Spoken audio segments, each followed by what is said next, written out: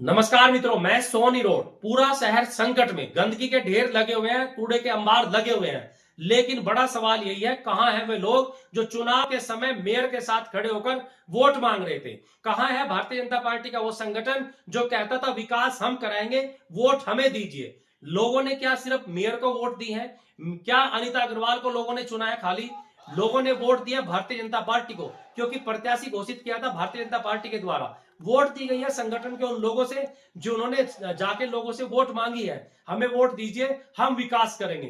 Vote दी है हरिद्वार जिले के हर उस नेता से जो दूर दराज के लोग रुड़की में डेरा डाले हुए थे चुनाव के समय में, उन सबको वोट दी है। और आप देखिए, रुड़की के सारे नेता भारतीय जनता पार्टी के लिए काम कर रहे थे, आसपास के नेता, हरिद्वार जिले के सारे नेता यहां पर थे। कोई प्रभारी था, कोई सेल प्रभारी, कोई मीडिया प्रभारी, कोई रैली का प्रभारी, और बड़े बड़े लोग वहां पर पूरे प्रदेश से आए हुए थे।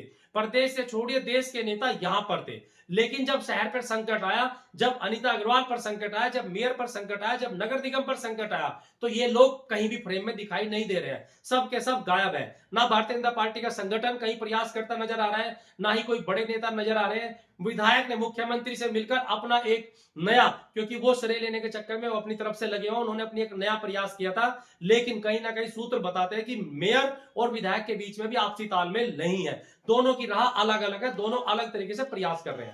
ना संगठन दिखाई दे रहा है, ना कोई सांसद दिखाई दे रहा है, ना कोई नेता दिखाई दे रहा है, ना कोई प्रभारी दिखाई दे रहा है, और ना ही दिखाई दे रहे हैं वो 40 लोग जो पार्षद है। क्या पार्षदों के इलाके में सब ठीक है? कुछ ही पार्षद वहां दिखाई दे रहे हैं, चंद पार्षद जो मेयर के साथ खड़े हैं। क्या सिर्फ गंदगी इन्हीं पार्षदों के क्षेत्र में है?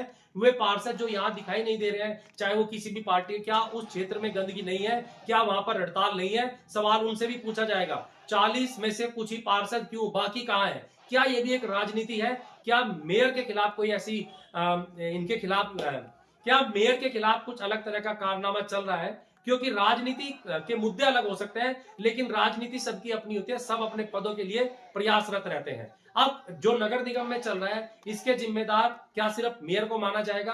क्या 40 पार्षदों को नहीं माना जाएगा? क्या भारतीय जनता पार्टी के संगठन को नहीं माना जाएगा? क्या उन लोगों को नहीं माना जाएगा जो भारतीय जनता पार्टी के प्रत्याशी के लिए वोट मांगने रुड़की शहर में आए थे? सवाल आप लोगों से भी है, क्योंकि अब जनता दुखी है, जनता में अब डर है, संकट आने से पहले का डर है, और जो बीमारी फैलने का डर है, कूड़े की जो बदबू आ रही है उसका जो डर है। आखिर इसका जवाब कौन देगा? क्या सिर्फ मेयर जवाब देगा?